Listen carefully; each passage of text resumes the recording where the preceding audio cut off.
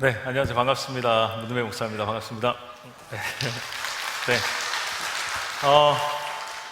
먼저 멀어졌던 주님과 가까워지는 시간, 리미트 예배에 오신 여러분들 주님으로 너무나 환영하고 축복합니다. 우리 옆에 분하고 좀 이렇게 인사했으면 좋겠습니다. 잘 오셨습니다. 잘 오셨으면 반갑습니다. 우리 뒤에 계신 분하고도 인사하겠습니다. 잘 오셨습니다. 네, 반갑습니다. 네. 너무 반갑습니다. 무엇보다 이렇게 이제 코로나가 아직 한창이지만 이제 좀 주제가 풀려서 여러분들과 이렇게 얼굴을 맞대고 이렇게 예배할 수 있어서 너무나 행복하고 기쁩니다. 오늘 이렇게 여러분들과 함께 예배하기까지 정말 준비하는 모든 순간이 사실 하나님의 은혜였습니다. 하나님의 은혜였어요. 박다희 목사님 소개해 주셨지만 제가 신대원 때부터 정말 아끼는 동생이고 정말 사랑하는 동생이고 또 사랑하는 동생이고 정말 아끼는 동생입니다. 아끼는 동생이고요. 제가 맨날 전화해서 맨날 혼내는 입장이에요. 형이기 때문에 한창 형이라서 항상 신대원 때부터 혼내고 또 같이 밥 먹으러 다니고 또 같이 공부하는 아주 절친한 우리 목사님이세요. 근데 이 목사님이 또 얼마나 달란트가 많냐면 사진을 그렇게 잘 찍습니다. 이거 얘기해도 돼요? 네, 사진을 너무 잘 찍습니다. 교회에서 사진 진짜 잘 찍고요. 그래서 여러분 인생 사진을 건지고 싶으시면은 박다희 목사님한테 전화를 하시면 돼요. 그럼 여러분 인생 사진 카톡 프로필 다 만들 수 있습니다. 여러분 이거 말하면 안 되는 거 아니에요?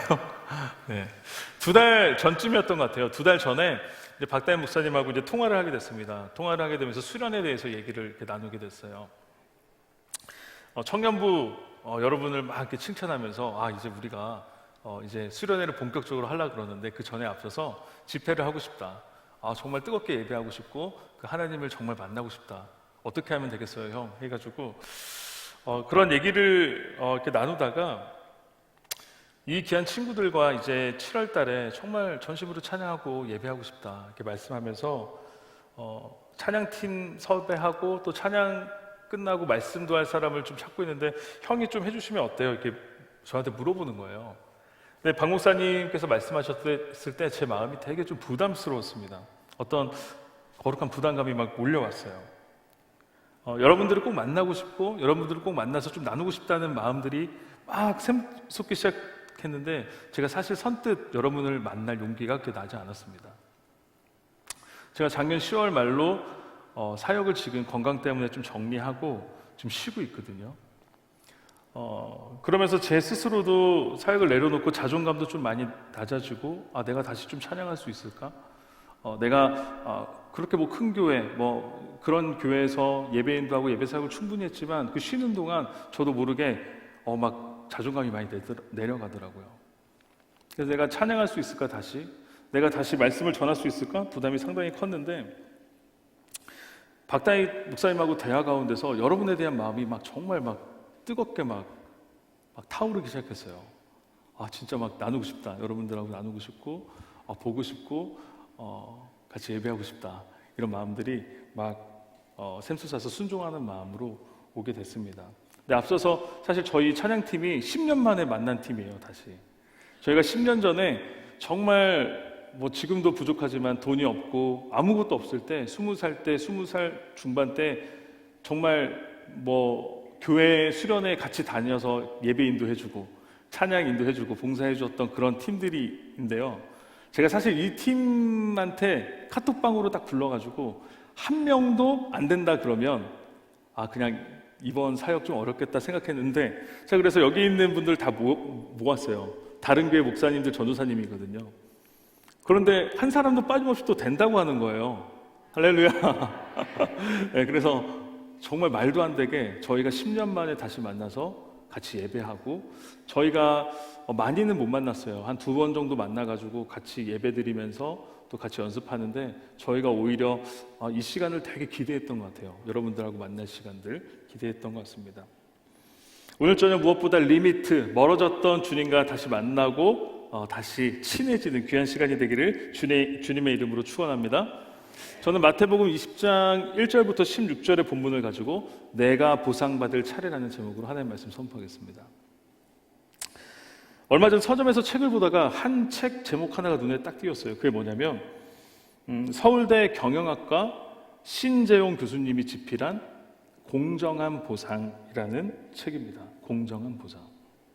책의 겉표지를 보면 아주 인상적인 그 소제목 하나가 딱 눈에 띕니다. 그것이 뭐냐면 당신은 공정한 보상을 받고 계십니까? 이게 밑에 딱 박혀 있어요. 당신은 공정한 보상을 받고 계십니까? 신정 교수님이 이 책에서 뭘 얘기하냐면 MZ세대, 지금 청년들이 생각하는 공정한 보상이 무엇인지, 그리고 이 MZ세대들을 고용하는 고용주가 무엇을 신경 써야 되는지에 대해서 이 책에서 말하고 있습니다. 저자는 책에서 이렇게 말해요. 요즘 MZ세대, 우리들이죠? 저도 MZ세대 끝에 딱 걸쳐 있어요. MZ세대가 공정을 외치면서 특히 공정한 보상에 상당히 민감해하고 있다. 그럴 수밖에 없는 것이 MZ세대는 성장 과정의 단계마다 아주 혹독한 평가 과정을 거쳐왔고 격심한 토너먼트 경쟁을 통과한 세대이기 때문이다. 청년들 맞습니까, 요즘에? 맞나요? 네. 여러분이 자라왔던 시간들을 되짚어보면 어떻습니까? 유치원에 들어가기 전부터 한글을 못 돼도 영어는 하게 되는 세대. 자녀들을 향한 부모의 교육률이 얼마나 열정적인지 유치원, 초등학교 끊임없는 경쟁이 이어집니다. 청소년이 되면 이제 진짜 본격적인 입시 경쟁의 레이스에 들어가게 됩니다. 이 치열한 경쟁을 끝내고 이제 대학에 또 우리가 들어가게 되잖아요. 자, 우리가 정말 대학까지 들어오는 게 얼마나 힘든 과정인지 막대한 돈과 막대한 시간과 정말 많은 것을 들여서 우리가 여기까지 온 거죠. 근데 여러분, 대학 들어가면 끝이던가요? 끝입니까? 대학은 시작이에요, 여러분. 여기 계신 학부모님들도 아이들한테 똑바로 가르쳐 주셨으면 좋겠습니다. 야, 대학 가면 끝이야, 이게 아닙니다.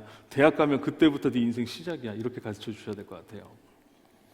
너무 잔인합니다. 사실 성인이 되면 더 너무 냉정합니다.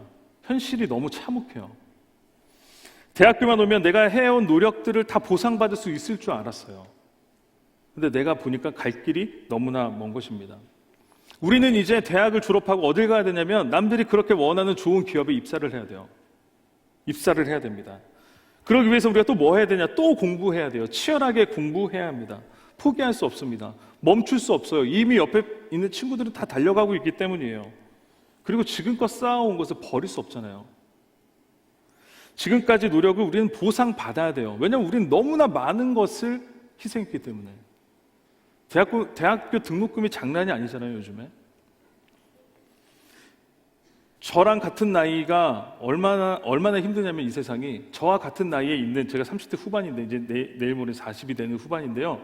아직까지도 학자금을 갖고 있어요, 여러분. 이런 세상이라고요. 그런데 우리의 노력으로 보상을 받아야죠. 이때는 연애도 사치입니다, 그죠? 연애할 시간이 어디 있어? 공부해야죠. 오직 취업만이 우리의 목적이에요. 그런데 그렇게 열심히 취업 준비하다가도 우리를 맥빠지게 하는 소리가 있습니다. 다 같은 줄 알았는데, 다 그냥 그렇게 살 줄 알았는데 가장 친한 친구 한 명이 어디 취직했다. 이 소리 들려오면.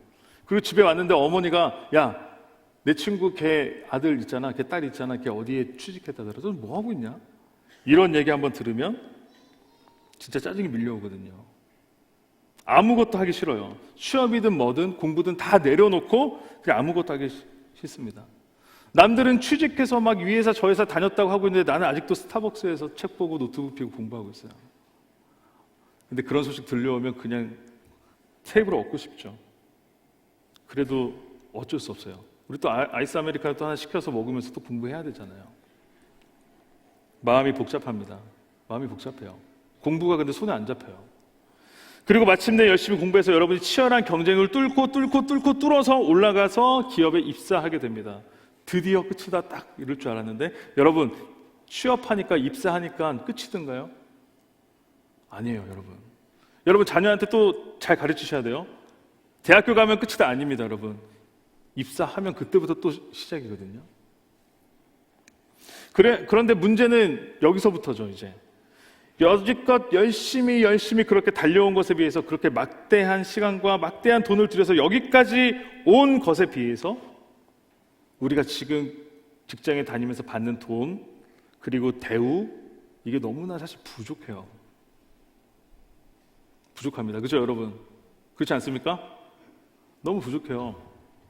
물론 상대적이지만 내가 성공이라고 생각했던 것에 아주 못 미치는 것 같습니다. 우리가 받는 보상이 우리들이 생각하는 수준에 못 미치게 되면 우리 어떻게 될까요, 여러분? 혹시 여러분은 공정한 보상을 받고 계십니까? 나는 내 직장에서 공정한 보상을 받고 있다면 손 들어보시죠. 자, 직장 다니시죠, 여기 많이? 나는 내 직장에서 공정한 보상을 받고 있다. 손 들어보세요. 우리나라 사회 안 되겠는데. 자, 그러면 나는 공정한 보상을 받고 있지 않습니다. 한번 손 들어볼까요? 박다임 목사님 손 들면 안 됩니다.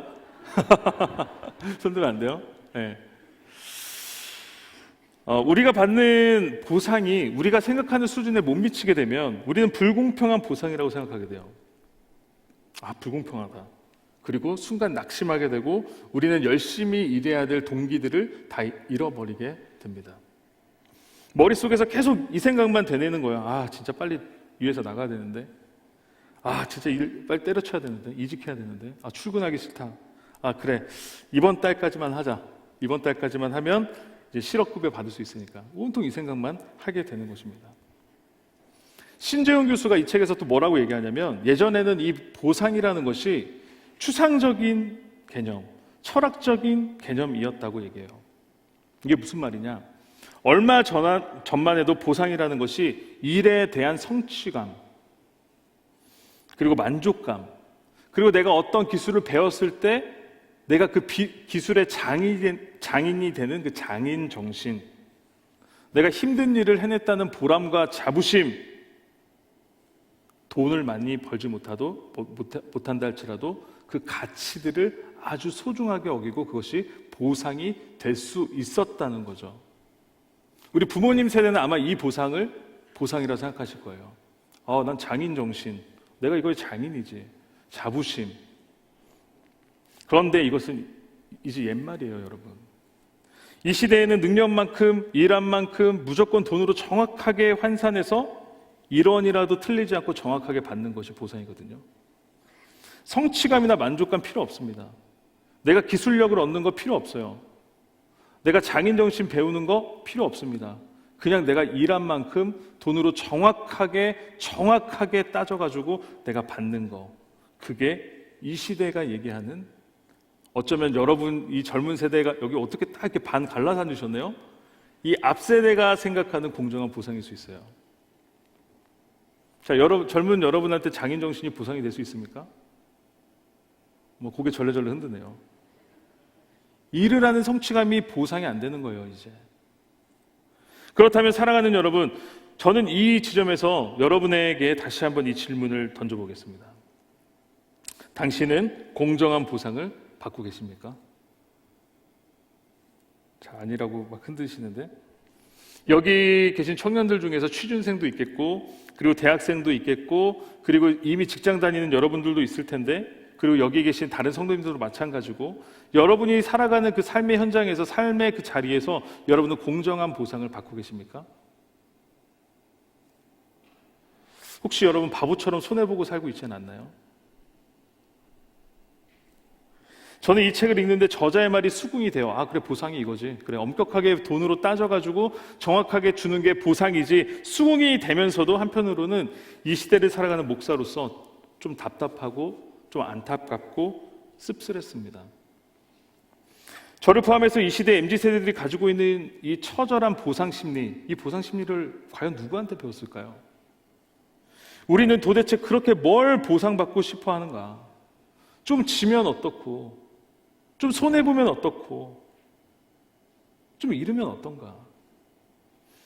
그렇게 눈에 보이지 않는 가치를 돈으로 바꿔서 그렇게 꼭 손으로 쥐어야 속이 후련했냐, 진짜 그거죠.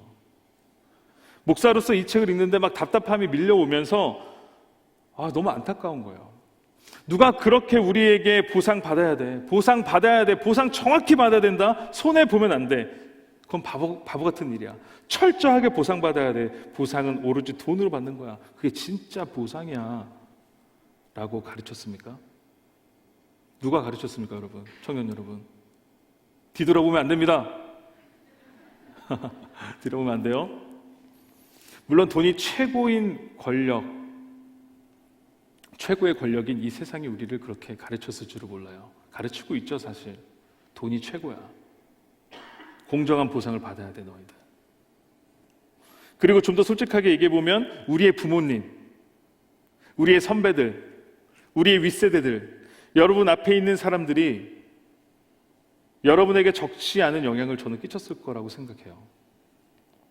그리고 동시에 여러분은 여러분을 바라보고 있는 그 다음 세대, 여러분의 자녀, 여러분의 후배에게 이미 철저한 보상을 받아야 된다고 가르치고 있는지도 모르겠어요.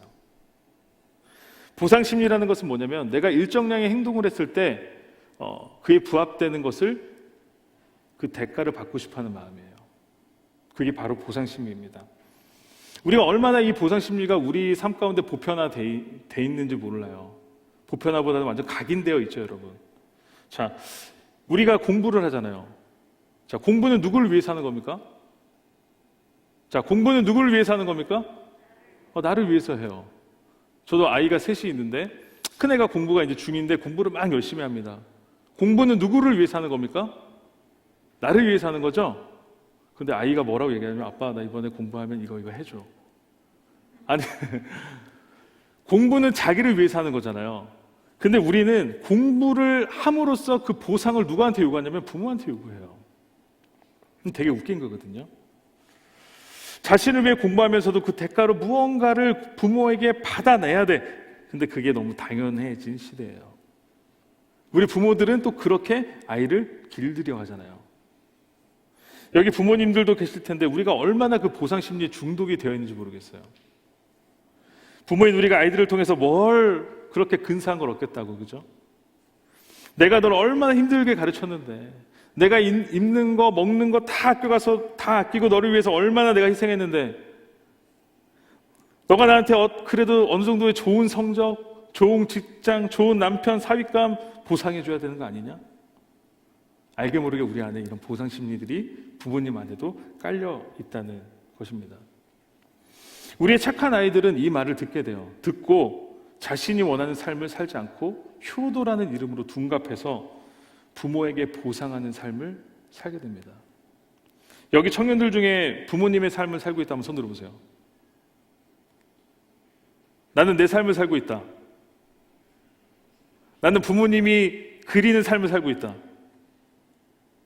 저기 잠깐 부끄럽게 드시는데 여러분, 여러분의 삶을 찾으십시오. 지금 여러분 나이에 여러분의 삶을 찾지 않으면 30대 중반 넘어가면 여러분 사춘기가 찾아옵니다. 여러분, 여러분의 삶을 찾으셔야 돼요. 부모님께 보상을 하는 그 삶, 물론 나쁜 거 아니죠. 효도죠. 근데 효도로 둔갑돼서 여러분의 삶을 잃어버리면 안 됩니다. 근데 요즘 청년들이, 특히 교회 나오는 착한 청년들이 다 그렇게 살아요. 부모님에 벗어나지 않고 부모님에 걱정시키지 않는, 근데 나는 정작 뭘 해야 될지 모르는 그런 삶. 여러분, 그런 삶이 있다면 여러분 오늘 주님께 물으십시오. 하나님께서 여러분에게 여러분의 길을 보여주실 줄로 믿습니다. 여러분, 그런 삶, 물론 상황에 따라 다 다르겠지만 그래도 여러분의 길을 주님께 물으셔야 돼요. 온전히 사랑만 줘도 부족한 아이들이 부모인 우리들의 보상 심리 때문에 얼마나 고생하는지 모르겠어요. 여기 있는 부모님들에게 제가 좀 권면합니다. 보상 심리로 아이들에게 접근하지 마십시오. 나중에 사춘기 옵니다. 여러분은 어떤 부모입니까? 그리고 여러분은 어떤 사람인가요? 우리가 건강을 위해서 다이어트를 합니다. 다이어트를 하면서도 우리는 계속해서 보상받기를 원해요. 아니, 그 다이어트를 하는데도 치팅데이를 갖잖아요. 보상이 빠진 무엇인가를 우리는 이제 상상할 수 없습니다. 이제 보상이 있어야 돼요. 그래서 우리가 핸드폰 하나를 바꾸더라도 보상 판매, 그죠? 우리가 차를 하나 바꾸더라도 보상 판매. 이제 우리가 보상이 없으면 움직이기가 힘듭니다. 누군가를 긴박하게 도와야 될 상황이 왔어요. 그런데 우리의 손과 발이 떨어지지가 않습니다. 왜냐하면은 굳이 이제 내가 손해볼 걸 해야 되나? 우리의 머리가 너무 빨리 돌아가요. 나한테 뭐가 떨어지는 게 있을까? 행동은 느리지만 머릿속 굴리는 계산이 너무 빠른 세대. 그게 우리 세대거든요. MZ세대. 이제 우리의 삶에 보상이 없으면 무엇인가를 할 동기를 잊어버리게 됩니다. 잃어버리게 돼요. 야, 우리에게 뭐 떨어지는 것도 없는데 우리가 뭐하러 해? 아니, 우리가 뭐가 좋다고? 야, 너 뭘 얻는 게 있다고 왜 뭐하러 그거 해? 하지 마. 그 사람들이 우리한테 뭘 해줬다고? 너 하지 말라니까. 우리 모두가 가지고 있는 보상 심리는 어느 순간 보상 중독이 돼요. 이 보상이 없으면 꼼짝을 안 하게 됩니다. 그런데 문제가 있어요. 이 보상 심리가 어느 순간 우리 신앙생활에 들어오는 겁니다. 그래서 이미 우리 신앙생활이 보상 심리로 망가져 가고 있어요. 신앙생활 열심히 하면 나한테 뭐가 좋아? 그래, 교회 가면 내가 뭘 받을 수 있는 거야. 야, 내가 헌금했어. 그럼 뭐 하나님이 나한테 2배, 3배로 갚아줘? 나 교회 가서 헌금하면 너 정말 하나님이 나 2, 3배로 축복해 준대? 헌금하면 이자 붙듯이 나한테 돌아오는 게 있어? 예수님 믿으면 돈 정말 많이 잘 벌고 정말 잘 먹고 잘 살 수 있는 거야? 맞아, 정말? 내가 이 정도 시간 투자해서 예수님 믿으면 아니 좀 뭐라도 잘 풀려야 되는 거 아니야. 왜 자꾸 꼬이냐 내 인생이. 예수님 믿으면 잘 돼야 되는데 왜 안 되는 거야? 목사님이 얘기해서 나 리더했어. 나 순종하고 리더했어. 임원했어. 스텝했어. 목사님 말씀 잘 따랐어. 근데 왜 내 삶 왜 이렇게 안 풀리는 거야? 나 왜 이번 공무원 시험에서도 떨어진 거야? 하나님이 있는 거야? 그렇게 보상을 계속 요구하는 패턴을 갖게 되면 신앙생활이라는 것이 전혀 즐겁지가 않습니다. 그리고 여러분이 하고 있는 사역이 짐이 돼요. 짐이 됩니다. 보상 없이 나만 희생하고 있어 라는 그 사고가 내 머릿속에 들어오면서 이제 아무것도 하기 싫어요. 그런 사람들이 많이 모인 공동체는 어떻게 되겠습니까? 되도록이면 뭘 자꾸 안 하려고 그래요. 주의 뜻을 살아가는 공동체가 아니라 손해보지 않으려는 공동체. 사역 안에서도 손익을 따지기 시작해요. 불행하게도 목사님들 안에서도 이러고 리더 안에서도 이러고 사역자든 성도든 할 것 없이 조금이라도 안 하려고 합니다. 아니 왜 우리 부사한테 자꾸 이래라 저래라 하는 거야? 아니 뭐라도 해주면서 해야지. 이게요 이 시대 대부분 청년부가 하는 얘기예요. 제가 모 교회에 있을 때 했던 얘기를 좀 적어봤습니다. 아니 왜 맨날 뭐만 하면 우리한테 하라 말아요? 왜 우리 청년부만 불려다니는 거야? 왜 뭐가 부족할 때만 우리 청년부 찾고 교회 학교 수련할 때만 도와달라 그러면서 뭐 주지도 않으면서 우리가 빌려달라고 하면서 빌려주지도 않으면서 왜 우리만 시키는 거야? 제가 이걸 그냥 막 나오죠. 제가 너무 많이 들어서. 왜 우리는 맨날 보상도 못 받고 맨날 쏟아내는 거야? 목사님 좀 그만 좀 하세요. 왜 자꾸 해줘요? 자꾸 해주니까 우리에게 우습게 보고 계속 해달라는 거 아니에요. 하지 마세요 좀. 자, 여러분 청년들이 웃습니다. 잘 생각하십시오. 여러분은 어떠십니까? 실제로 제가 정말 예전에 청년부 맡을 때 항상 우리가 매년마다 이것 때문에 교육부랑 싸웠어요. 여러분 고대 신전, 특히 로마 신전 봉헌함 앞에 이 세 단어가 적혀 있었습니다. 도우데스. 도우데스가 무슨 뜻이냐면 당신이 나에게 베푸시도록 하기 위해서 내가 당신에게 바칩니다. 이런 뜻이에요. 도우데스. 즉 내가 어떤 신에게 무엇인가를 아낌없이 바치고 시간을 바치고 물질을 바치고 그러면 나는 그에 합당한 보상을 받을 거야 라는 생각을 가지고 헌금을 했다는 거예요. 여러분에게 묻겠습니다. 이러한 신앙이 참된 신앙 맞나요? 맞습니까? 맞습니까? 아닙니다. 여러분, 그렇죠. 아니죠. 하지만 혹시 우리도 이 로마의 신들에게 봉헌을 했던 이 로마 사람들처럼 하나님을 섬기고 있는 것은 아닌가?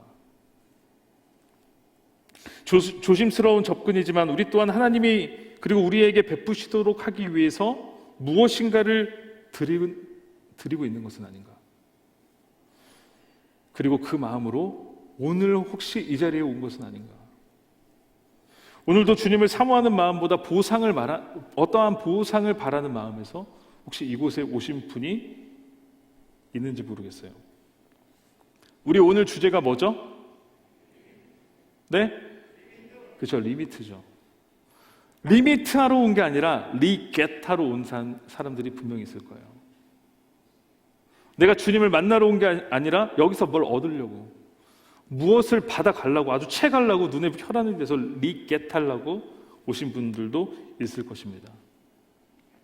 오늘 그 어려운 얘기를 제가 한번 여러분들과 나눠보려고 하는 것입니다. 제가 오늘 본문을 좀 간단히 요약해 드리겠습니다. 어떤 포도원 주인이 있었어요. 이 포도원 주인이 일꾼을 구하려고 이른 아침에 장터로 나갑니다. 장터로 나가요. 이른 아침에 나와 있는 일꾼들을 구해서 하루에 한 데나리온의 품삯을 합의를 하고 이제 이른 아침에 나온 사람들을 포도원으로 보냅니다. 그리고 다시 한번 9시쯤에 나가니까 빈둥거리고 있는 사람도 있어가지고 잘 뽑아서 또 포도원으로 보냅니다. 그러면서 이렇게 얘기하죠. 당신들 포도원에 가서 일하면 내가 일한 만큼 돈을 주겠습니다. 얘기합니다. 주인이 그런데 거기서 끝나지 않아요. 12시에 한번 나가고 3시에 한번 나갑니다. 우리나라 시간으로. 그래서 다시 한번 그 빈둥거리고 있는 사람들을 불러서 일터로 보냅니다. 품삯을 주겠습니다. 근데 이제 5시가 됐습니다. 이제 퇴근 시간 임박이에요. 좀 있으면 퇴근인데 날이 저물고 퇴근 시간이 가까워질 시간인데도 다시 한번 주인이 장터로 나갑니다. 가보니까 그 시간까지 일자리를 구하지 못하고 할 일 없이 빈둥빈둥 거리고 있는 사람이 있는 거죠. 근데 그 주인이 그들을 불러서, 놀라운 것은 그들을 불러서 얘기를 합니다. 당신들은 왜 하루 종일 여기서 빈둥거리고 있습니까? 일꾼들이 대답합니다. 아무도 우리에게 일을 주지 않아요. 이렇게 얘기합니다.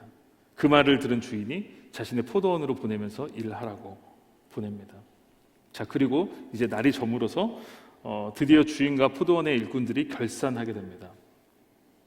포도원 주인이 그 하인을 불러서 돈을 주라고 하는데 재밌는 것은 뭐냐면 품삯을 나눠주는 순서가 맨 나중에 온 사람부터 돈을 지불해 줘라 이렇게 얘기하고 있는 거예요.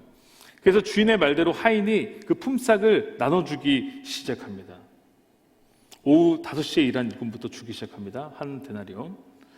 그리고 오후 3시에 온 사람도 12시에 온 사람도 9시에 온 사람도 모두 한 데나리온을 받습니다. 자, 우리 10절에서 13절입니다. 10절에서 13절인데요.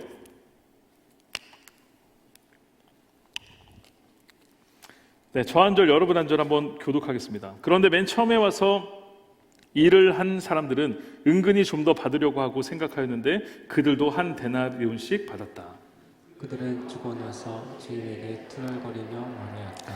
마지막에 온 이 사람들은 1시간밖에 일하지 않았는데도 찌는 더위 속에서 온종일 수고한 우리들과 똑같이 대화였습니다. 그러자 주인이 그들 가운데 한 사람에게 말하기를 이보시오, 나는 당신을 부당하게 하는 것이 아니오. 당신은 나와 한 데나리온으로 합의하지 않았소. 아멘. 주인은 맨 먼저 온 사람들에게 이렇게 얘기합니다. 14절.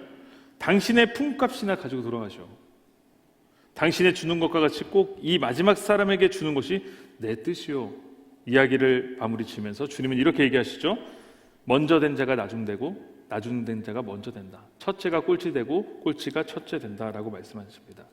오늘 이야기가 이렇게 마무리돼요. 사랑하는 여러분, 이 이야기는 사실 우리가 수많은 시간 동안 예배를 드리면서 설교를 많이 들어오신 내용입니다. 그러면 한번 질문 드리겠습니다. 자, 질문입니다.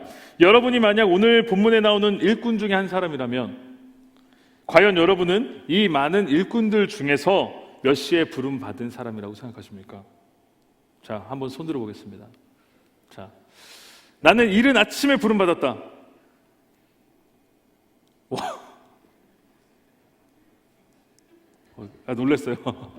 자, 9시에 난 부름 받았다. 9시. 이른 아침 중 양심이 없고 9시다. 그럼 나 12시다. 12시.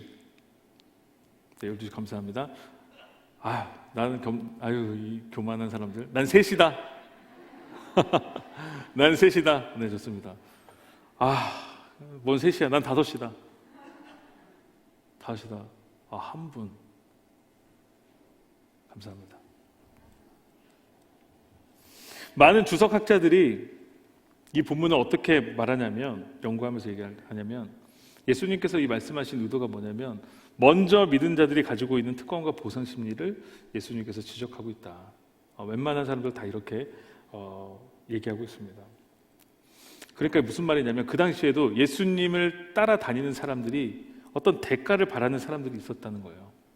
예수님을 따를 때 떨어지는 어떤 부수적인 것을 기대하고 예수님을 따랐던 사람들이 꽤 있었다는 거죠. 내가 먼저 믿었으니까, 내가 이만큼 예수님을 위해서 희생하고 따랐으니까, 그렇지 못한 사람들보다는 상대적으로 내가 좀 더 많이 받아야 되고, 내가 조금 더 대우받아야 되고 인정받아야 된다는 생각, 내가 예수님께 뿌린 만큼 거둬들여야 된다는 보상 심리, 예수님께서는 바로 그것을 콕 집어서 오늘 말씀하고 계시는 거예요. 사실 오늘 본문을 보기 위해서는, 좀 깊게 보기 위해서는 19장을 봐야 돼요. 우리 19장을 좀 잠깐 보겠습니다. 19장 16절입니다. 자, 같이 한번 19장 16절 읽겠습니다. 시작.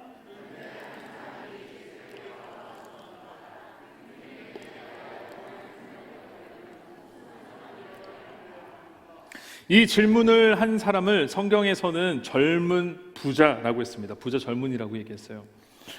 한 젊은이가 와서 영생의 방법을 묻습니다. 보니까 이 젊은이가 그래도 계명 잘 지키고 이웃사랑의 계명도 잘 지키고 실천했다고 말하는 아주 훌륭한 젊은이 같아요. 자, 21절 한번 보겠습니다. 21절, 22절 같이 한번 읽을게요. 시작. 예수께서 그에게 말씀하셨다. 내가 완전한 사람이 되려고 하면 가서 내 소유를 팔아서 가난한 사람에게 주어라.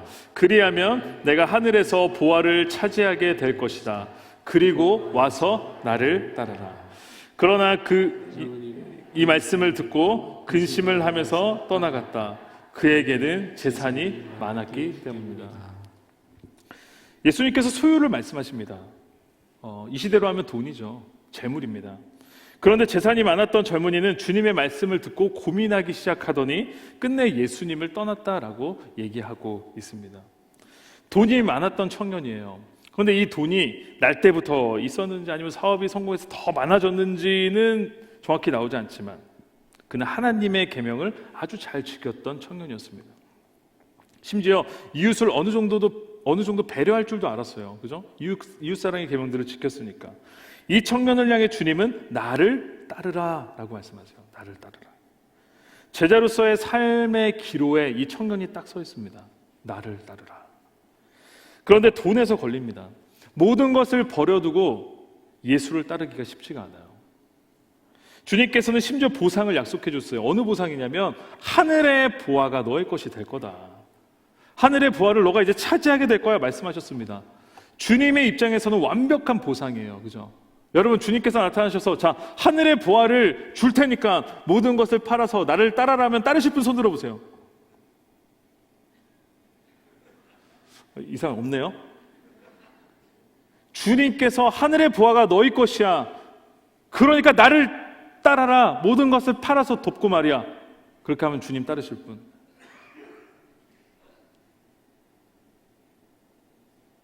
진짜 없나요?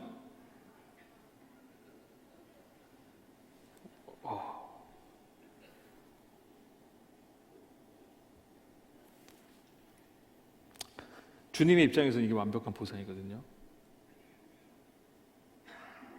근데 지금 여러분도 완벽한 보상이라고 생각 안 하시는 것 같아요.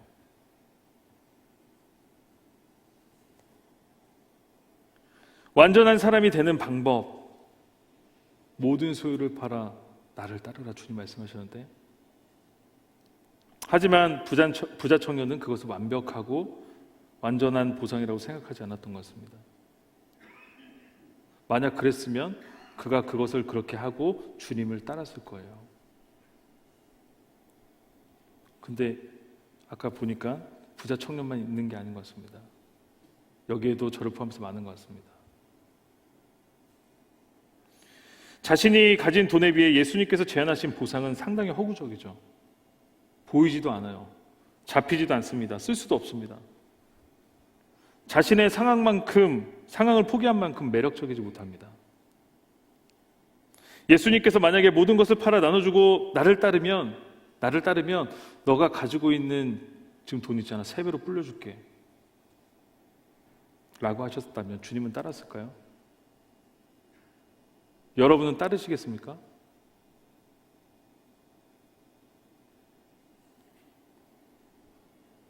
그런데 주님은 그렇게 말씀하지 않으셨어요. 일단 너가 지금껏 모아두었던 거 그거 있잖아. 다 팔아서 가난한 사람에게 나눠주어라. 그리고 나를 따라라. 그럼 하늘에 있는 보화가 다 내 것이 될 거야. 그런데 그게 안 됩니다. 그거는 내가 생각하는 공정한 보상이 아니거든요. 그런데 오늘 제가 여러분과 주의 깊게 보고 싶은 장면은 또 여기 있습니다. 그 밑에 23절이에요. 23절 같이 읽겠습니다. 시작. 예수께서 제자들에게 말씀하셨다. 내가 진정으로 너희에게 말한다. 부자는 하늘나라에 들어가기가 어렵다. 아멘. 저는 이것을 주목하고 싶어요. 바로 이 부자 청년과 예수님의 대화, 이 모든 광경을 누가 보고 있었냐면 제자들이 보고 있었다는 거예요. 제자들이. 예수님께서 부자가 하늘나라에 들어가기가 어렵다고 했을 때 그걸 옆에서 잘 지켜보던 제자들이 어떤 면에서는 정말 통쾌했을 거예요. 자신들은 그물을 버려두고 떠났잖아요. 모든 것을 버려두고 예수를 따랐잖아요. 그물이 뭡니까 여러분? 돈이잖아요. 재물이잖아요. 직장이잖아요. 심지어 어떤 제자는 가족도 버리고 내려놓고 주님을 따랐던 것이 바로 제자들의 삶이었어요. 그게 제자들이잖아요, 여러분. 모든 것을 버려두고 예수를 따른 사람들, 그들이 오늘 부자 청년을 이렇게 보고 있는 거죠. 역시 안 돼, 아무나 하는 게 아니야, 그죠? 그래, 역시 우리 제자 만난 사람이 없구나. 우리 같은 사람 없어, 그렇지? 우리 같은 사람 쉽지 않아. 재물이 많다고 하늘나라 다 들어가는 거 아니지. 그래야지 공평하지. 우리처럼 적어도 모든 것을 버릴 줄 알아야지. 예수님께서 부자가 하늘나라에 가기가 어렵다고 했을 때 제자들은 제자로서 살아가는 삶을 보상받는 느낌이 아마 들었을 거예요. 맞아. 내가 틀린 게 아니었어. 쟤는 안 돼. 하지만 우리는 다 버렸기 때문에 따랐으니까 아마 될 거야. 막 이제 희열이 느껴지는 거죠. 그런데 이런 제자들을 또 누가 보고 있었냐면 바로 우리 주님이 또 보고 계셨대요. 26절입니다. 같이 한번 읽겠습니다. 시작. 예수께서 그들을 눈여겨보시고 말씀하셨다. 사람은 이 일을 할 수 없으나 하나님은 무슨 일이나 다 하실 수 있다. 아멘. 분명 방금 전까지 주님께서 부자가 하늘나라 들어가는 게 정말 어렵다라고 말씀하셨는데 그것을 바로 뒤엎는 말씀을 하세요. 그런데 하나님은 다 하실 수 있어. 제자들의 머리가 복잡해집니다. 머리가 막 굴러가요. 제자들이 가만히 생각해 보니까 저 자격 없는 부자, 모든 것을 버리지 못한 저 부자, 하늘나라가 그렇게 가기가 어렵다는 부자도 하나님께서 구원하실 수 있다면 이미 구원받고 예수님을 따른 우리, 그것도 모든 것을 버려두고 예수님을 따르고 있는 제자인 우리들에게는 뭔가 더 큰 것이 기다리고 있겠지 라는 생각이 스물스물 올라오는 거죠. 자, 우리 27절입니다. 같이 읽겠습니다. 시작. 이 말씀을 듣고 베드로가 예수께 말하였다. 보십시오. 우리는 모든 것을 버리고 선생님을 따랐습니다. 그러니 우리가 무엇을 받겠습니까? 여러분, 이것은 정말 상대적인 질문이에요. 그러니까 저 부자 젊은이요, 예수님, 모든 것을 버리고 주를 따르는 것에 주저했고 실패했잖아요. 근데 여기 있는 우리는 다 버렸잖아요, 주님. 저 부자는 그렇게 꺼려했잖아요. 근데 우리는 다 했잖아요, 주님. 그리고 이렇게 주님 따르고 있는데 쟤도 구원받는 게 가능하다면 이미 구원받고 모든 것을 버리고 헌신하고 주님을 위해서 살고 있는 우리는 무엇을 더 받을 수 있을까요? 이 질문이에요. 주여, 먼저 믿은 우리에게, 먼저 주님을 따르고 있는 우리에게, 이만큼 희생하고 있는 우리에게 주님 뭘 주시겠어요? 이 질문이에요. 바로 이 베드로의 질문에 대한 대답을 예수님께서는 오늘 마태복음 20장의 이 포도원의 비유를 통해서 답해주고 계시는 거예요. 예수님께서는 이렇게 말씀하시는 거죠. 너희가 이른 아침에 들어온 사람이라고 생각해? 아니면 너희가 오전 9시 정도에 들어온 사람 정도라고 생각하니? 아니야, 베드로. 너희는 5시에 들어온 사람이야. 라고 말씀하시는 것입니다. 너희가 이른 아침에 왔다고 생각하니? 아니, 9시에 왔다고 생각해? 그래서 너희가 지금 나한테 지금 보상을 얘기하고 있는 거니? No. 너희가 이 자리에 있는 것 자체가 그냥 은혜야, 은혜. 라고 말씀하고 계시는 것입니다. 사랑하는 여러분, 우리가 한번 상상을 해보자고요. 여러분이 큰 논을 가지고 있습니다. 큰 논이에요. 정말 큰 논입니다. 이제 뭐를 심어야 됩니다. 뭐를 심어야 돼요. 그래서 여러분 일손이 너무 부족하거든요. 요즘 그 농촌에 다 외국인들이 하고 있는 거 아시죠? 자, 어찌 됐든지 간에 그 일꾼들을 얻기 위해서 장터로 여러분이 나갔습니다. 여러분이 이제 고용주예요. 인력 시장에 사람들이 쫙 서 있습니다. 여러분 그 중에서 어떤 사람을 골라오겠습니까? 자, 어떤 사람을 쓰겠어요, 여러분? 인력 시장에 사람들이 많습니다. 쫙 뭐 A부터 Z까지 있어요. 그럼 여러분 어떤 사람을 제일 먼저 고르겠습니까? 힘 있는 사람, 일 잘해 보이는 사람, 피부도 좀 검은잡잡하고 좀 논밭일 많이 해볼 것 같은 그런 사람, 그죠? 그런 사람들을 제일 먼저 데려가겠죠. 그렇다면 여러분 오후 5시까지 남아있는 사람은 어떤 사람일까요? 한번 생각해 보셨어요? 오후 5시까지 남아있는 사람은 어떤 사람이겠습니까? 누가 봐도 일 잘하는 사람? 못하는 사람. 누가 봐도 강해 보이는 사람? 약해 보이는 사람? 약한 사람. 그리고 실제로 약할 수도 있어요. 그런 그 하수의 향기가 풀풀 풍기는 사람들, 그 사람들이 5시에 남아있는 거죠. 근데 여러분 여기서 또 우리가 한 번 더 생각해 봐야 돼요. 자, 그러면 오후 5시까지 남아있는 사람은 자기가 어떤 사람이라는 것을 알까요, 모를까요?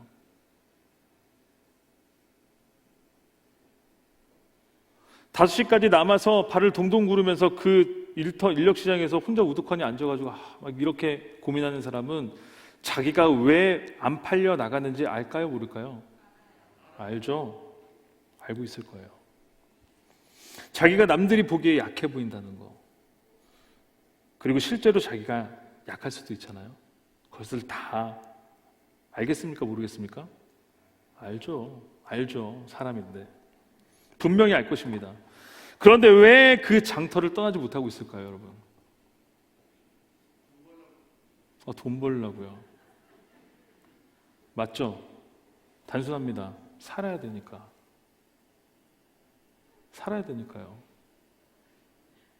운 좋아서 1시간, 2시간이라도 일해서 살아야 되니까. 요즘 청년들이 취직이 안 돼서 배민 커넥트 같은 알바를 많이 하거든요. 어른들이 보면 모르겠지만 배달 한 건 4,000원, 3,000원 벌려고 엄청 노력하는 청년들이 정말 많습니다. 돈 벌려고죠. 근데 살아야죠.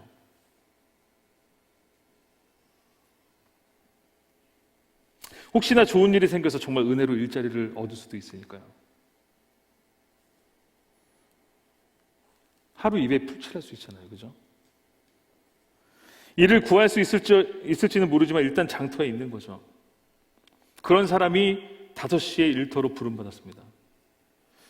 그리고 이동 시간 포함해서 1시간 남짓 일을 했을까요? 얼마 지나지 않아서 일이 다 끝나버려요. 일을 하는 둥 마는 둥 하다가 금방 끝납니다. 그리고 이제 결산을 하게 됩니다. 결산해주는 사람이 자기를 제일 먼저 부릅니다. 그죠? 제일 앞에 섭니다. 어느새 주위를 보니까 언제 왔는지 모를 사람들이 자기 뒤로 줄을 쫙 서 있어요. 그런데 다른 사람들의 옷을 보니까 진흙투성이에다가 얼굴이 다 시까맣게 시뻘겋게 다 타버렸어요. 아무래도 생각해 보니까 저 사람들은 좀 힘들게 일한 것 같다, 오늘. 정말 열심히 일했나 보다 하는 생각을 하게 됩니다. 이제 돈을 받은 순서가 됐습니다. 돈을 받을 순서가 됐어요. 그리고 먼저 딱 섰으니까 제일 먼저 돈을 받습니다. 그런데 이상합니다. 돈을 받고 보니까 어느 정도 알 거 아니에요. 자기가 1시간도 채 일을 하지 않았는데 돈을 보니까 시급을 주는 게 아니라 일당을 주는 거예요. 뭔가 잘못된 것 같습니다. 당황스럽습니다. 일단 받고 옆에서 지켜봅니다.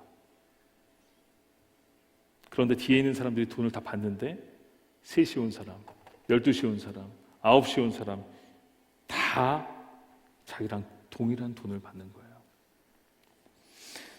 이 난처해지기 시작합니다. 뭐가 잘못됐지? 이거 어떡하지? 어떻게 얘기하지? 이거 언제 얘기하지? 나 아무래도 잘못된 것 같은데? 초조해집니다. 그리고 얼마 후에 온통 흙으로 뒤덮인 옷을 입고 얼굴이 아주 검게 붉게 타버린 사람들도 돈을 받습니다. 그런데 자신과 1시간 일한 자신과 똑같은 돈을 받는 거예요. 그런데 그 사람들이 아니나 다를까 이제 말까지 합니다. 뭐라고 얘기하냐면, 아니 어떻게 저 1시간 일한 사람하고 우리랑 똑같은 돈을 줍니까? 아니 저 사람 뭐 1시간 와가지고 대충 하는 것 같지도 않고 우리는 땡볕에 서가지고 해 받으면서 얼굴 다 타고 지금 뭐 다 들어주고 이러는데 왜 어떻게 똑같아요? 여기저기서 난리가 나는 거예요. 그러면 그럴수록 부끄러워서 얼굴이 빨개지고 쥐구멍에라도 숨고 싶어 했을 것이에요. 마음이 너무 불편해지는 거죠. 그죠? 난 1시간 일했는데. 가시반석입니다. 차라리 돈을 반납하는 게 낫겠다 싶을 정도입니다. 여러분, 이 5시에 부름받은 사람의 마음을 조금 이해하실 수 있으실까요? 네, 감사합니다. 5시에 부름받은 일꾼이 돈을 받으면서 대박 땡 잡았다 나. 땡 잡았다. 웬 횡재냐? 여러분 쾌재를 불렀을까요? 저는 아닐 거라고 생각해요. 얼마나 불편했겠습니까? 내가 이걸 받아도 되는 건가? 내가 이거를 정말 받을 자격이 있는 건가? 저는 이것을 한 단어로 얘기하고 싶어요. 바로 은혜입니다. 자격 없는 내가 어떻게 하루 일당인 한 데나리온을 받을 수 있는가? 오후 5시까지 일자리를 얻지 못해 온통 패배감과 좌절감으로 물들었던 그의 인생이 한순간에 은혜와 감사로 바뀌게 되는 것입니다. 오늘 주님은 베드로에게 이 비유를 통해서 너 다시 생각해. 너 착각하고 있어. 너희가 나랑 있다고 이른 아침에 들어온 사람들처럼 보상을 요구하고 있는 거야? 아니야. 착각하지 마. 너희 모두는 5시에 부름받은 사람이다. 너희는 채워도 늘 목말라하는 헛된 보상 심리로 사는 것이 아니라 너희는 바로 은혜로 사는 사람들이란다. 아멘. 여러분, 주님께서 이렇게 우리에게 말씀하고 계시는 거예요. 사랑하는 청년 여러분, 그리고 성도 여러분, 우리도 분명히 오후 5시에 부름받은 일꾼과 같은 마음을 가졌던 적이 있습니다. 있을 거라고 믿습니다. 예수님을 처음 만났을 때 여러분 기억하십니까? 예수님께서 우리를 그분의 제자로 부르셨던 그때를 여러분 기억하십니까? 아무런 자격 없는 나, 온통 죄악으로 물들어 있는 나, 상처로 물들어 있는 나, 개인의 문제, 가정의 문제, 삶의 문제로 시달리던 나, 온통 패배감과 좌절로 물들어 있는 나, 그런 나를 살리시기 위해서, 구원하시기 위해서 예수님께서 십자가에 못 박혀 죽으셨다는 그 복음을 듣고 그 은혜와 사랑이 어찌나 크고 위대한지 그냥 눈물만 쭉 흘렸던 우리의 그때 모습 말이에요. 그래, 나는 값없이 그냥 은혜로 살아가는 사람이지. 주께서 행하신 모든 일 찬양합니다. 주님 감사합니다. 그렇게 감사하고 또 감사했던 우리의 모습. 사랑하는 여러분, 마음 그대로, 그때의 그 마음 그대로 예수님에 대한 사랑과 그 보답할 수 없는 은혜에 대한 감사, 그 첫사랑 그대로를 지금도 간직하고 계십니까? 여러분 한번 생각해 보십시오. 여러분의 지금 상태, 여러분의 지금 마음, 예수를 오래 믿었다는 이유로, 아니면 저 같은 목사, 전도사, 권사, 집사, 임원, 리더, 구역장 이런 직분을 가지게 되면서 우리가 오후 5시에 은혜로 이 자리에 있음을 잃어버리게 돼요. 그저 내가 잘나서 이른 아침에 온 사람처럼 생각하고 예수님께 공정한 보상, 그 공정한 보상을 그게 뭔데 도대체 그것을 요구하는 신앙생활을 하고 있지는 않습니까? 여러분의 신앙생활에서 응답과 보상을 빼면 뭐가 남습니까?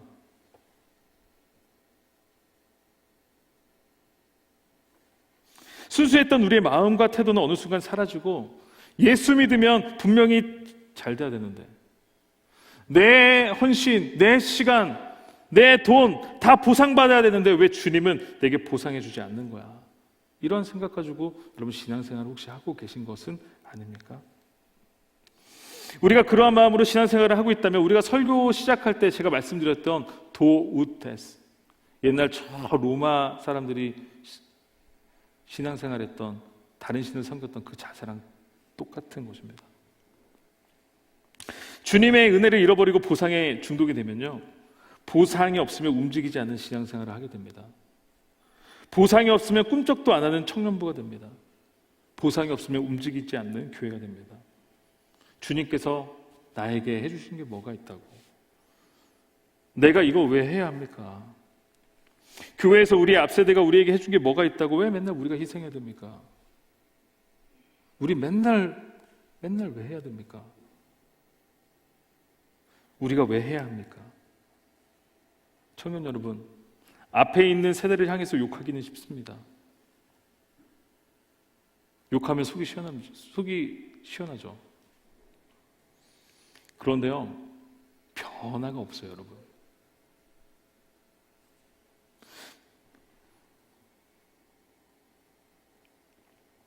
여러분의 교회가 안 바뀝니까? 여러분이 움직이지 않으면 여러분 변하지 않습니다. 꼭 기억하셨으면 좋겠어요. 청년 여러분, 여러분 뒤에 있는 중고등부, 유년주일학교 후배들이 여러분을 그대로 보고 있다는 것을 기억하십시오. 저는 이게 가장 무서운 거라고 생각합니다. 여러분들을 주목해서 보고 있습니다. 그리고 여러분들하고 똑같이 할 겁니다. 저는 여러분이 어떤 신앙생활을 하고 있고 이 교회에서 청년부가 어떤 위치에 있는지 전 잘 모르겠어요. 하지만 여러분의 후배들이 지금 여러분의 모습을 그대로 담게 될 겁니다. 만약 그렇다면 여러분 어떤 생각이 드십니까? 위기가 느껴지십니까? 아니면 우리 정도 닮으면 뭐 훌륭하지 라고 생각하십니까? 피아노 좀 만져주시면. 청년 여러분, 그리고 성도 여러분, 여러분의 신앙생활의 시작은 어땠습니까? 제가 예배를 하면서 여러분들을 보니까 적어도 여러분도 정말 찬양 열심히 하고 정말 뜨거웠던 것 같습니다. 오후 5시에 부름받은 일꾼처럼 겸손했던 그때를 우리가 이 시간 좀 같이 생각해 봤으면 좋겠습니다. 내가 겸손해서 겸손이 아니라 내가 정말 죄인이기 때문에 겸손할 수밖에 없었던 그때를 한번 생각해 보자고요. 예수님 한 분만으로 나를 알아주시고 나를 사랑해 주시는 그 주님 한 분만으로 만족했던 여러분의 시작을 다시 한번 생각해 보세요. 어떠한 보상이 아니라 그저 하나님의 자녀된 것으로, 예수님이 나의 친구 되셨다는 것으로 만족하는 여러분의 시작, 그 시작을 다시 한번 생각해 보라는 거예요. 그리고 그때 하나님이 여러분을 보셨을 때 무엇을 기뻐하셨었는지 한번 되짚어 보십시오. 한번 따라 하실까요? 신앙은 보상이 아니라 은혜입니다. 신앙은 자격이 아니라 은혜입니다. 여러분, 그렇습니다. 신앙은 은혜입니다. 여러분, 여기 있는 우리 모두는 오후 5시에 부름받은 자들인 줄 믿습니다. 베드로가 주님께 물었습니다. 주님, 저 부자 젊은이, 저 젊은이는 모든 것을 버리고 주를 따르지 않았지만 저는 그렇게 했습니다. 주님, 그럼 나는 무엇을 더 받을 수 있겠습니까? 주님, 저 사람보다는 내가 더 받아야 되잖아요. 주님. 근데 주님이 이렇게 말씀하시죠. 얘야, 베드로야, 신앙은 보상이 아니야. 너가 나를 처음 만났을 때 그때를 기억해봐. 순수한 마음에 모든 것을 버려두고 나를 따랐던 그때를 기억해봐. 그 마음을 기억해라. 그리고 항상 너희가 오후 5시에 부름받은 사람이라는 것을 기억해야 돼. 신앙은 보상이 아니라 은혜란다. 그리고 그 은혜를 깨달은 베드로는 후에 이런 인생을 살게 됩니다. 이 말씀으로 오늘 좀 마무리를 하고 싶은데요, 사도행전 3장 6절입니다. 같이 한번 읽겠습니다. 시작. 베드로가 말하기를 은과 금은 내게 없으나 내게 있는 것을 그대에게 주니 나사렛 예수 그리스도의 이름으로 일어나 걸으시오 하고. 아멘. 아멘입니다. 여러분, 베드로가 얻은 최후의 보상은 우리가 생각하는 은과 금이 아니었어요. 아니, 그것은 오늘 말씀을 보니까 없다고 얘기합니다. 은과 금은 없어. 이 시대에 우리의 것으로 바꿔서 얘기하면 돈과 명예, 권력 정도가 될 것입니다. 그런데 이런 것들이 없다고 얘기합니다. 아니라고 얘기하는 게 아니에요. 없다고 얘기해요. 하지만 베드로가 가진 것이 하나 있습니다. 이것은 베드로가 가진 공정한 보상이 아닙니다. 베드로가 가진 유일한 보상입니다. 그것이 뭐냐면 바로 예수 그리스도입니다. 오직 예수 그리스도로 사는 인생, 그것이 베드로의 인생이고 예수님을 따르는 제자의 인생, 그리고 우리들의 삶이 되어야 할 줄로 믿습니다. 여러분, 세상은요 공정한 보상을 말합니다. 그런데 우리 신앙인은 유일한 보상을 말하는 사람들이에요. 정말 죄송한 말씀이지만 이것이 마음에 들지 않으면 우리는 제자가 될 수 없습니다. 예수님을 따른다고 할 수 없습니다. 여기 계신 우리 사랑하는 가자제일교회 모든 성도님들, 그리고 사랑하는 우리 박다현 목사님, 그리고 10년 만에 우리 함께 사역한 우리 동역자들, 우리가 이 시간 한번 좀 돌아봤으면 좋겠습니다. 우리가 그동안 정말 어떤 보상 심리에 사로잡혀 사역했던 거 아닌가? 우리가 자꾸 무언가를 주님께 요구하면서 우리가 신앙생활 했던 거 아닌가? 우리를 부르시고 자녀 삼아주신 그 첫사랑을 다 잃어버리고 그 은혜를 잃어버리고 5시에 부름받은 자로서의 겸손함을 잃지 않고 우리 예수 그리스도 한 분만으로 만족하고 또 기뻐하는 오직 은혜로 사는 인생임을 우리 다시 한번 기억하고 증거할 수 있어야 할 줄로 믿습니다. 우리 같이 이 시간 좀 찬양했으면 좋겠는데요. 나 같은 죄인 살리신이라는 찬양입니다. 익숙한 가사고 우리가 다시 한번 이 찬양을 부를 때 좀 은혜를 좀 기억하면서 좀 불었으면 좋겠습니다. 우리가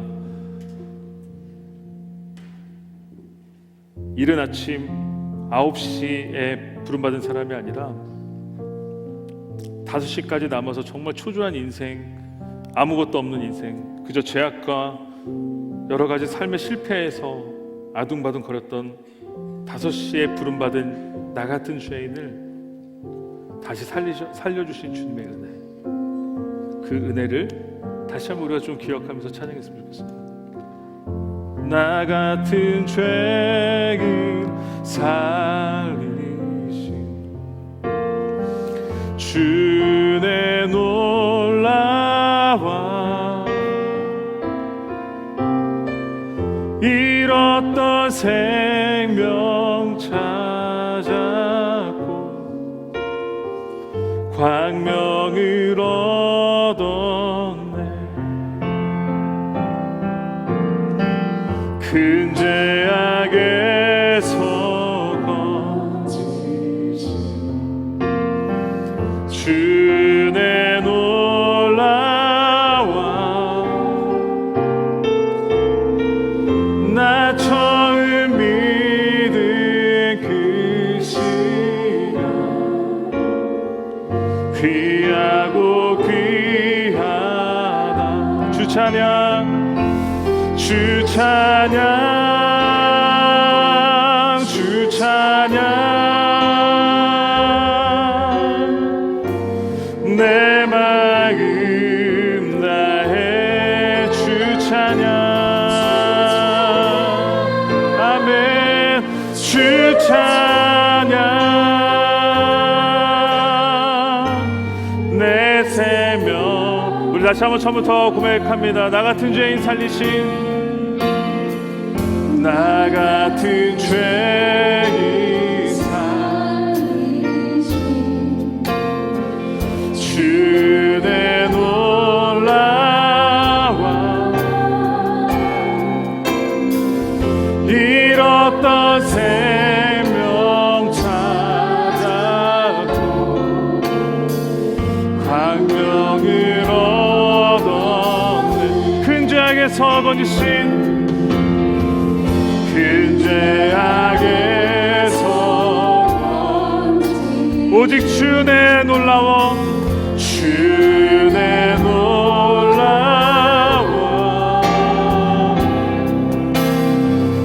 나 처음 믿은 그 시간 귀하고 귀한 주 찬양 주 찬양 주 찬양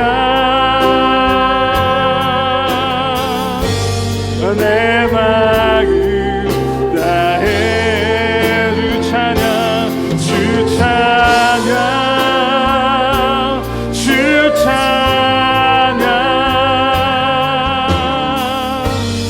내 생명 이제 우리 목소리 높여서 이제껏 내가 산 것도 이제껏 내가 산 것도 주님의 은혜라 또 나를 장차 보냐네 인도해 주시 거기서 우리 영혼에 거기서 우리 이것이 우리에게 주어지는 상급입니다. 주님의 은혜로 해처럼 맑게 살면서 아멘 주 찬양하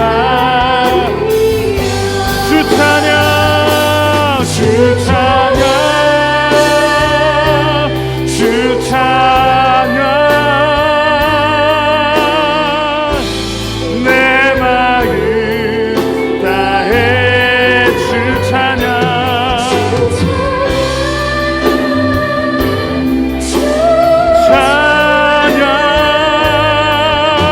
찬양 내 생명 우리 다시 한번 전심으로 주 찬양 주 찬양 주 찬양 아멘 내 마음 다해 주 찬양 오, 주 찬양 내 생 우리 다시 한 번만 고백합시다. 주 찬양 주 찬양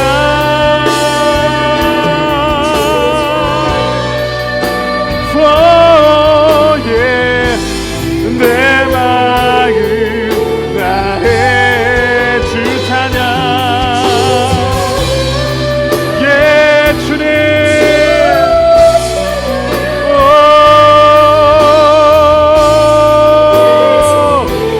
다시 한번 전심으로 주 찬양 주 찬양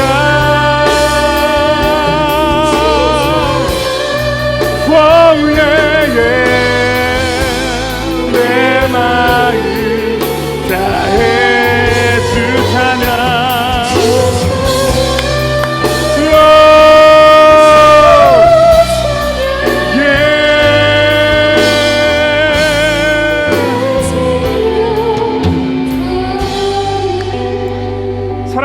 여러분은 어떤 보상을 원하고 있습니까? 여러분은 오늘 나온 인물 중에서 누구입니까?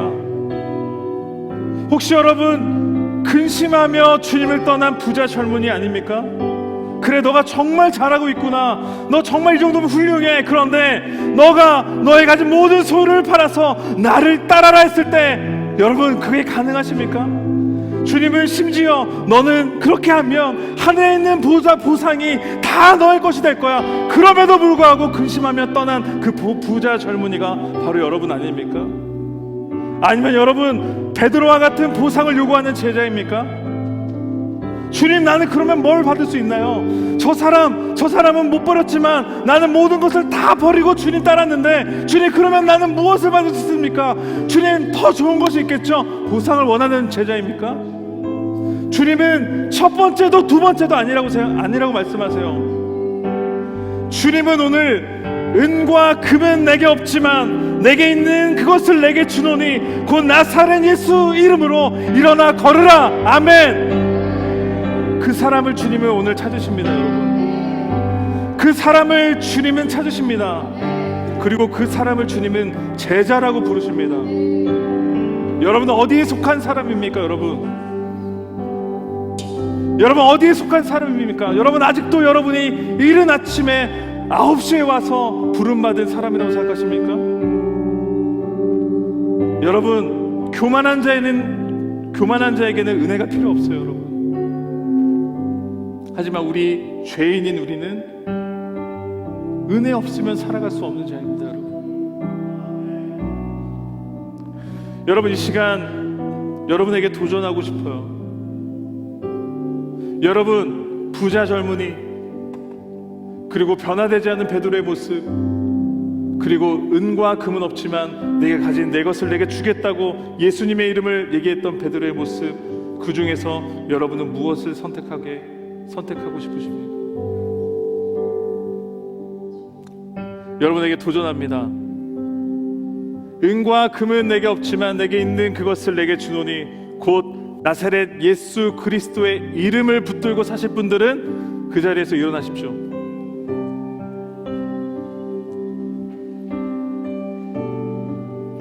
아멘. 감사합니다. 옆에 사람 손잡고 우리가 격려하면서 함께 기도하겠습니다. 하나님, 사랑하는 이 지체가, 사랑하는 우리 가자주의 성도들이 은과 금은 내게 없을지라도 내가 있는 내 것을 내게 주노니 곧 나사렛 예수 그리스도의 이름으로 걸으라고 얘기할 수 있는 믿음의 담력을 허락해 주십시오. 은혜를 부어 주십시오. 우리가 교만함으로 나의 잘남으로 살아가는 인생이 아니라 예수님을 따라 5시에 들어온 그 겸손한 은혜의 사람으로 살아갈 수 있도록 인도하여 주십시오. 이 시간 그렇게 우리 다 같이 기도할 때 주여 한번 부르짖고 우리 전심으로 기도하면서 나아가겠습니다. 주여.